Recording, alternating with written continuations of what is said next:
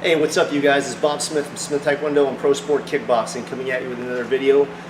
I want to talk about Muay Thai clinch. I know some of you guys are like, no, it's Muay Thai. No, it's not pronounced Muay Thai, it's pronounced Muay Thai. But the neck clinch, there's a lot of people who complain about getting neck injuries because of the way people clinch and how hard they do it. Talking to a girl the other day that was complaining that somebody was jerking her head too hard, and even my daughter was telling me she went to the gym and they were in a Muay Thai class and the girl just cranked her neck. My daughter said she wasn't ready for it, you know. It was like, wow, it kind of hurt. Even asking another girl, did that hurt? And the other girl was kind of like, yeah. And her training partner said, well, that's how we do it in jiu-jitsu. Well, dumbass, that's not jiu-jitsu, that's Muay Thai. And what I wish that my daughter would have done was kick her in the face and tell her, oh, well, that's how we do it in Taekwondo. But she didn't, so she powered through it. But I want you guys to understand that just thinking that you're a hard ass or you're going to go grab this guy to, you know, your plum and just snap his head down or her head down, that you're accomplishing something. No, you're not. And gym owners, pay attention. I don't care if you got a little garage gym or a huge facility. If you got a garage gym, good chances you're not in corporation or LLC, which means somebody can take your house if they decide to sue you. But you can give somebody serious long-term injuries if they're not ready. Now I know guys here in Hawaii that do that too, and their mindset is, you know what, I'm just going to go as hard as I can for the first 2 weeks and see if they weather the storm. Well, that's great, but you're not going to impress anybody if you're injuring them. So I want you to think about whiplash, injuring discs in your neck, tendons, pulling muscles.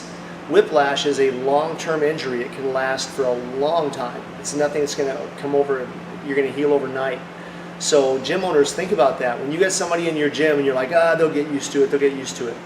There's a long-term risk and liability of grabbing somebody by the neck and snapping their neck. I teach them in our gym that once we do a Thai clinch, to just go ahead and simulate with your own head. If you're going to do a headbutt in a self-defense situation or a Thai clinch, just keep your hands tight, pull them down, and simulate the knees. You don't have to pop those knees in there hard. Most people don't even realize the damage you can do with the knee anyway. You shouldn't be throwing them hard in a controlled environment. But in a self-defense situation, the same thing. You Thai clinch, you hold it nice and tight, and you headbutt. You snap the crown of your head in.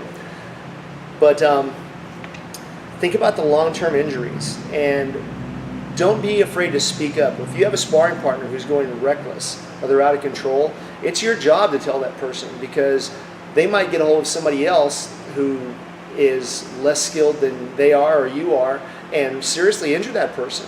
And when they tell you something stupid like, well, this is how we do it in jiu-jitsu, remind them, hey, this isn't jiu-jitsu. This is Muay Thai. This is kickboxing. This is Kyokushin. This is Taekwondo. It's not jiu-jitsu. So you shouldn't be doing jiu-jitsu moves if you're in kickboxing. Now the neck clinch is a Muay Thai move, but it still has to be done with a great deal of safety and concern for your partner. Because like I said, if you give that person a long-term injury, you injure that person so that they can't work or they're partially immobile. You've disrupted their daily schedule. You've given them a long-term injury that's going to take a long time to heal. That's on you. And they're not going to say, well, it was my training partner. They're going to come right back to the gym and talk to the owner. Well, you're the one who let this person in here do this all the time. You're the one who lets this person go so hard all the time. You're the one who let this person think it was a jiu-jitsu class when it was a Muay Thai class. And so just for safety's sake, think about that. Think about the fact that, what are you doing? You don't tell somebody stupid like, well, this is how we do it in boxing. This is how we do it in jiu-jitsu. Just politely tell them, hey dude, this isn't jiu-jitsu. And even if it is that how you're going to handle a white belt or a yellow belt in jiu-jitsu? Is that what you're going to do? You're just going to go up and crank them? Now I know, again, schools here that do that in jiu-jitsu or grappling, they're MMA clubs. Some of my kids have went there, some of my teenagers, and been seriously injured by guys who think it's their job to establish themselves and teach you a lesson. so they crank you, rip your shoulder out of socket or whatever.